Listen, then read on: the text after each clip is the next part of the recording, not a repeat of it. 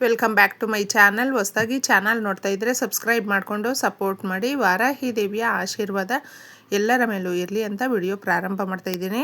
ನಮಗೆ ತ್ರಯೋದಶಿ ಶನಿವಾರದ ದಿನ ಬಂದರೆ ಅದನ್ನೇ ಶನಿ ತ್ರಯೋದಶಿ ಅಂತ ಹೇಳ್ತೀವಿ. ಶನಿ ದೇವರನ್ನು ಈ ದಿನ ನಾವು ತೈಲಾಭಿಷೇಕ ಅಥವಾ ಎಳ್ಳಿನ ದೀಪಾರಾಧನೆ ಮಾಡೋದರಿಂದ ಹಾಗೂ ಎಳ್ಳು ಬತ್ತಿಗಳನ್ನು ಹಚ್ಚೋದ್ರಿಂದ ಕೂಡ ಇರುವಂಥ ಆ ಒಂದು ಶನಿ ದೋಷಗಳು ಏನಿರುತ್ತೆ, ಅರ್ಧಾಷ್ಟಮ ಶನಿ ಅಂತಂದ್ಬಿಟ್ಟು ಬಾಧೆ ಪಡ್ತಾ ಇರ್ತಾರೆ, ಅವುಗಳನ್ನು ನಾವು ಪರಿಹಾರ ಮಾಡ್ಕೊಳ್ಳೋದಕ್ಕೆ, ಶಾಂತಿ ಮಾಡ್ಕೊಳ್ಳೋದಕ್ಕೆ ಸಾಕಷ್ಟು ಜನಕ್ಕೆ ಆಗಿರೋದಿಲ್ಲ. ಅಂದರೆ ದುಡ್ಡು ಕಾಸಿನ ಸಮಸ್ಯೆಗಳು ತುಂಬ ಇರೋದ್ರಿಂದ ಏನು ಮಾಡ್ತಾರೆ ಅಂದರೆ ಈ ಪರಿಹಾರಗಳು ನಮಗೆ ಆಗೋದಿಲ್ವೇನೋ ಅನ್ನುವ ರೀತಿಯಲ್ಲಿ ಇದ್ಬಿಡ್ತಾರೆ. ಆದರೆ ತಪ್ಪದೆ ಈ ರೀತಿಯ ಒಂದು ವಿಶೇಷವಾದ ಶನಿ ತ್ರಯೋದಶಿ ದಿನ ಬಂದಾಗ ನಾವು ಏನು ಮಾಡ್ಕೊಳ್ದೇ ಇದ್ದರೂ ಮನೆಯಲ್ಲಿ ಸಣ್ಣ ಪುಟ್ಟದಾಗಿ ಈ ಪರಿಹಾರಗಳನ್ನು ಮಾಡ್ಕೊಂಡಿದ್ದೆ ಆದರೆ ನಮ್ಮ ಹಿರಿಯರು ಅದಕ್ಕೋಸ್ಕರನೇ ಈ ಪರಿಹಾರಗಳನ್ನು ನಮಗಾಗಿ ತಿಳಿಸಿಕೊಟ್ಟಿರುವಂಥದ್ದು ಸ್ನೇಹಿತರೆ. ನಂಬಿಕೆಯಿಂದ ಮಾಡ್ಕೊಳ್ಬೇಕು. ಪ್ರತಿಯೊಂದು ವಸ್ತುವು ಕೂಡ ಬಹಳ ಶಕ್ತಿ ಹೊಂದಿರುವಂಥದ್ದು. ಅದಕ್ಕೋಸ್ಕರ ಆ ವಸ್ತುಗಳು ನಮ್ಮ ಮನೆಯಲ್ಲೇ ತುಂಬಾ ವಿಶೇಷವಾಗಿ ಅಡುಗೆ ಮನೆಯಲ್ಲೇ ಇರುವಂಥ ವಸ್ತುಗಳು ಇರೋದ್ರಿಂದ ಏನಾಗುತ್ತೆ ಅಂದರೆ ಆ ಸಮಸ್ಯೆಗಳು ಜಾಸ್ತಿ ಸಮಯ ನಮ್ಮನ್ನು ಕಾಡೋದಿಲ್ಲ.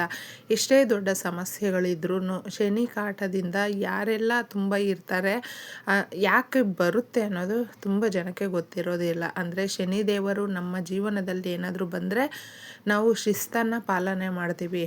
ಕಷ್ಟಗಳು ಏನು ಅನ್ನುವುದು ಅದರ ಪೂರ್ತಿಯಾಗಿ ಅರಿವು ಅನ್ನೋದು ನಮಗೆ ಗೊತ್ತಾಗುತ್ತೆ. ಯಾವುದೇ ರೀತಿಯಾದಂಥ ಕರ್ಮ ಫಲಗಳ ಮೇಲೆ ನಮಗೆ ಫಲವನ್ನು ಕೊಡುವಂಥ ಶನಿದೇವರನ್ನು ನಾವು ಶನಿವಾರದ ದಿನಗಳಲ್ಲಿ ತಪ್ಪದೆ ಈ ರೀತಿ ಪರಿಹಾರಗಳು ಮಾಡ್ಕೊಳ್ತಾ ಪೂಜೆಯನ್ನು ಮಾಡಿದಾಗ ತುಂಬ ವಿಶೇಷವಾಗಿರುತ್ತೆ. ತಂದೆ ತಾಯಿಯ ಆಶೀರ್ವಾದ ನಾವು ಪಡ್ಕೊಳ್ಬೇಕು. ಸಕಲ ಜೀವರಾಶಿಗಳನ್ನು ಕೂಡ ಈ ರೀತಿಯ ದಿನಗಳಲ್ಲಿ ಯಾವುದೇ ರೀತಿಯಾದಂಥ ಕಾರಣಗಳಿದ್ದರೂ ಕೂಡ ನೋವು ಪಡಿಸ್ಬಾರ್ದು, ಅವುಗಳಿಗೆ ಹಿಂಸೆಯನ್ನು ಮಾಡಬಾರ್ದು. ಮನೆಯಲ್ಲೂ ಕೂಡ ಅಷ್ಟೇ ಕಣ್ಣೀರು ಹಾಕಬಾರ್ದು, ಜಗಳ ಮಾಡಬಾರ್ದು, ಒಬ್ರಿಗೊಬ್ರು ಹಿಂಸೆ ಮಾಡ್ಕೊಳ್ಬಾರ್ದು.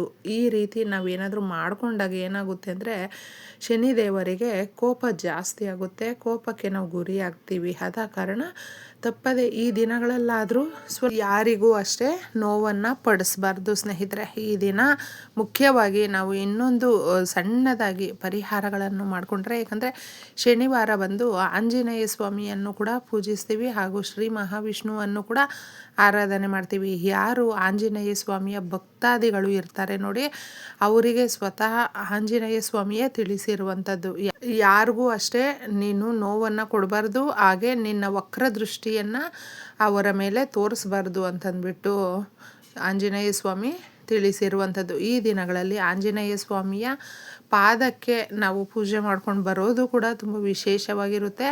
ಯಾವುದೇ ರೀತಿಯ ಅಷ್ಟಮ ಶನಿಗಳಿದ್ದರೂ ಕೂಡ ದೂರ ಆಗುವಂಥದ್ದು. ಸ್ನಾನ ಮಾಡುವಂಥ ನೀರಿಗೆ ಇದನ್ನು ಬೆರೆಸ್ಕೊಳ್ಳಿ. ಸಂಜೆ ನಾವು ಈ ಪರಿಹಾರ ಮಾಡ್ಕೊಳ್ಳೋದಕ್ಕೆ ಸ್ನಾನ ಸಂಜೆ ಮಾಡಿಕೊಂಡ್ರೂ ಕೂಡ ಉತ್ತಮವಾಗಿರುತ್ತೆ. ಸ್ವಲ್ಪ ಅರಿಶಿಣವನ್ನು ಹಾಕ್ಕೊಳ್ಬೇಕು, 1 ಸ್ಪೂನಷ್ಟು ಈ ಚಿಕ್ಕದಾಗಿ ಹಾಕ್ಕೊಳ್ಳಿ. ಯಾಕಂದರೆ ಗುರುಬಲ ಅನ್ನುವಂಥದ್ದು ಒಬ್ಬ ಮನುಷ್ಯನಿಗೆ ಮುಖ್ಯವಾಗಿರುತ್ತೆ. ಎಲ್ಲಿ ಅರಿಶಿಣ ಇರುತ್ತೋ ಅದು ಎಲ್ಲವೂ ಕೂಡ ನಮಗೆ ಒಂದು ಸುಗಂಧಭರಿತವಾಗಿರುವಂಥದ್ದು, ಹಾಗೆ ವಾತಾವರಣ ಶುದ್ಧಿಯಾಗುತ್ತೆ. ಕಲ್ಲುಪ್ಪು ಅನ್ನುವಂಥದ್ದು ನಕಾರಾತ್ಮಕ ಶಕ್ತಿಗಳನ್ನು ದೂರ ಮಾಡುತ್ತೆ, ನೆಗೆಟಿವನ್ನು ಎಳೆದಿಟ್ಕೊಳ್ಳುತ್ತೆ.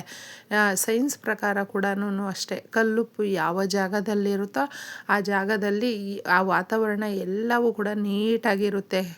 ವಿಷಪೂರಿತ ವಾತಾವರಣವನ್ನು ಶುದ್ಧಿ ಮಾಡುವಂಥ ಶಕ್ತಿ ಕಲ್ಲುಪ್ಪಿಗಿದೆ. ಆದ ಕಾರಣ ಸ್ವಲ್ಪ ಹಾಕಿ ನಾವು ಸ್ನಾನ ಮಾಡೋದ್ರಿಂದ ಕೂಡ ನಮ್ಮ ದೇಹದ ಮೇಲೆ ಇರುವಂಥ ನಕಾರಾತ್ಮಕ ಶಕ್ತಿಗಳು, ಅಂದರೆ ನಮಗೊಂಥರ ಸುಸ್ತಾಗುವಂಥದ್ದು, ಯಾವುದೇ ಕೆಲಸದ ಮೇಲೆ ಇಂಟ್ರೆಸ್ಟ್ ಇಲ್ಲದೆ ಇರುವಂಥದ್ದು, ಈ ಥರ ಇದ್ದಾಗ ಇವುಗಳನ್ನು ನಾವು ಆರಾಮಾಗಿ ಓಡಿಸಬಹುದು. ಹಾಕ್ಕೊಂಡು ಸ್ನಾನ ಮಾಡಿ. ಇನ್ನು ಮುಖ್ಯವಾಗಿ ಸಂಜೆ 7 ಗಂಟೆಯ ಒಳಗೆ ನೀವು ಒಂದು ದಾಸವಾಳದ ಎಲೆಯನ್ನು ತಗೊಳ್ಳಿ. ಸಂಕಲ್ಪ ಮಾಡಿಕೊಂಡು ಪರಿಹಾರ ಮಾಡಿಕೊಂಡು ನಾವು ಮನೆ ಕಟ್ಟೋದಿದೆ, ನಿಲ್ಲಿಸ್ಬಿಟ್ಟಿದ್ದೀವಿ ಅರ್ಧಕ್ಕೆ. ಪೂರ್ತಿಯಾಗಿ ನಮಗೆ ಮನೆ ಕಟ್ಟಬೇಕು, ಜಮೀನು ತಗೊಳ್ಬೇಕು, ಒಡವೆಗಳು ತಗೊಳ್ಬೇಕು, ಮಕ್ಕಳಿಗೆ ಮದುವೆ ಮಾಡಬೇಕು, ಮನೆಯಲ್ಲಿ ಓದುವಂಥ ಮಕ್ಕಳಿದ್ದಾರೆ, ವಿದ್ಯಾಭ್ಯಾಸ ಚೆನ್ನಾಗಿ ಹಚ್ಚಬೇಕು ಅಂತ ಅಂದ್ಬಿಟ್ಟು ಕೇಳಿಕೊಂಡು ಒಂದು ಎಲೆಯನ್ನು ತಗೊಂಡು ಬಂದು ಅದಕ್ಕೆ ಸ್ವಲ್ಪ ಅರಿಶಿನ ಕುಂಕುಮ ಇಟ್ಟು ತದನಂತರ ಆ ಎಲೆಯನ್ನು ತಗೊಂಡು ಬಂದು ನಿಮ್ಮ ಮನೆಯ ಹೊಸ್ತಿಲ ಹತ್ರ ಇಡಬೇಕು.